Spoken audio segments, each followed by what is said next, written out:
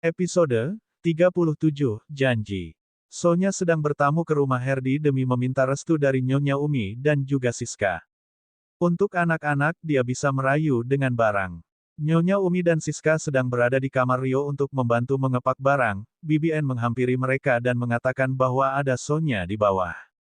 Nyonya Umi dan yang lain pun turun sedang Bibi membantu Rio untuk merapikan barang-barang yang akan dibawa. Ada apa Sonya hingga kau mencariku dan Siska? Tanya Nyonya Umi. Aku ingin mengatakan bahwa aku dan Herdi akan menikah, karena itu janji Herdi jika aku membantunya mencari anak-anak dulu, kata Sonya, cibukannya kau memang sengaja minta syarat itu, dasar wanita tak tahu malu, cibir Siska, terserah, aku hanya ingin mengatakannya saja, kata Sonya. Nyonya Umi tak tahu harus bagaimana, Herdi sudah mengucap janji dan keluarga Sanjaya tak pernah ingkar janji. Baiklah terserah kalian, itu hidup kalian, asal In pernah mengganggu kami dan anak-anak Herdi, kata Nyonya Umi. Sonya pun merasa mendapat angin segar dengan ucapan Nyonya Umi. Sonya langsung pamit.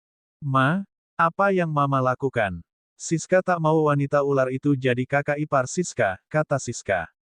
Mama tahu, biar Herdi yang menyelesaikan urusannya, dan aku tak akan membiarkan wanita itu bisa masuk ke rumah ini dan merebut hak Mela, kata Nyonya Umi.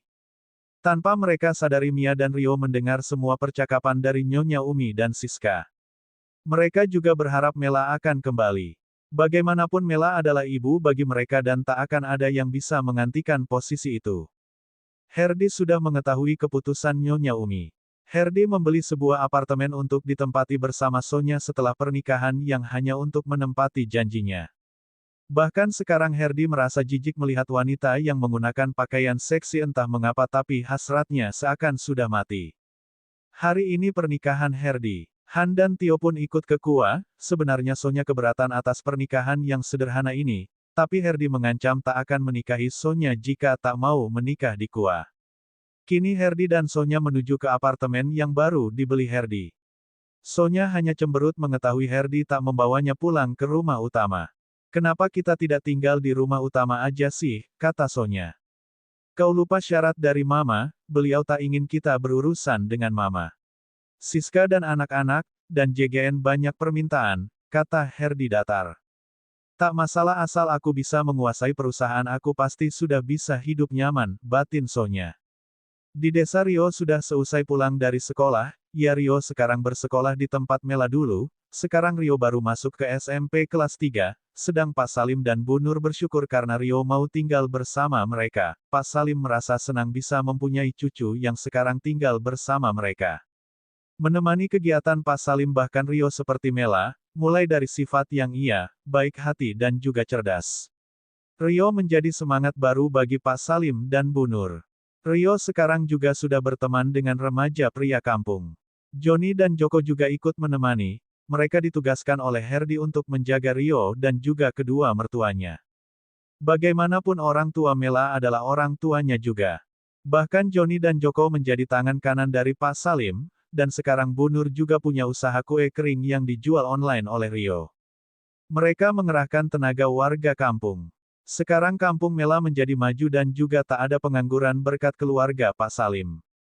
Bahkan sekarang Pak Salim menjadi juragan terkaya di kampung, tapi itu tak membuat keluarga ini sombong, bahkan Rio ikut menjadi pribadi yang rendah hati. Keluarga Juragan Basuki sudah mendapat karma dengan kehancuran putra mereka Agung. Sumpah Pak Salim juga menjadi nyata.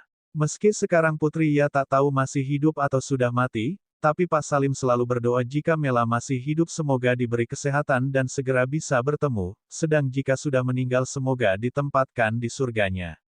Sekarang sudah 1 tahun kepergian Mela, tapi Herdi masih terus mencari keberadaan Mela tanpa seorang pun tahu.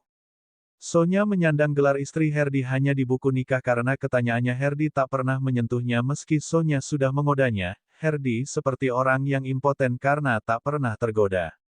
Sonya selalu mencari kesenangan di luar dengan pria-pria muda, Herdi juga tahu kebiasaan Sonya hanya saja dia tak peduli. Sonya terus menggunakan uang Herdi untuk bersenang-senang.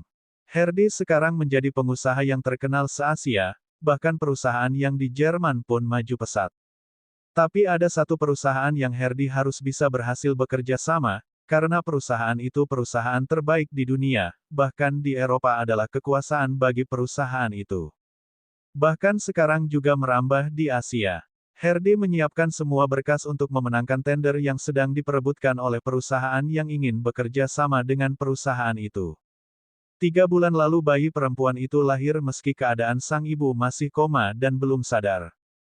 Tuan bayi perempuan, kata dokter pria itu menerima bayi itu dan menggendongnya. Saat dia akan memberi nama dia melihat taman di mansion mewahnya yang berada di Paris. Ivy, nama bayi ini Elvie Anastasia Johnson, kata Steve.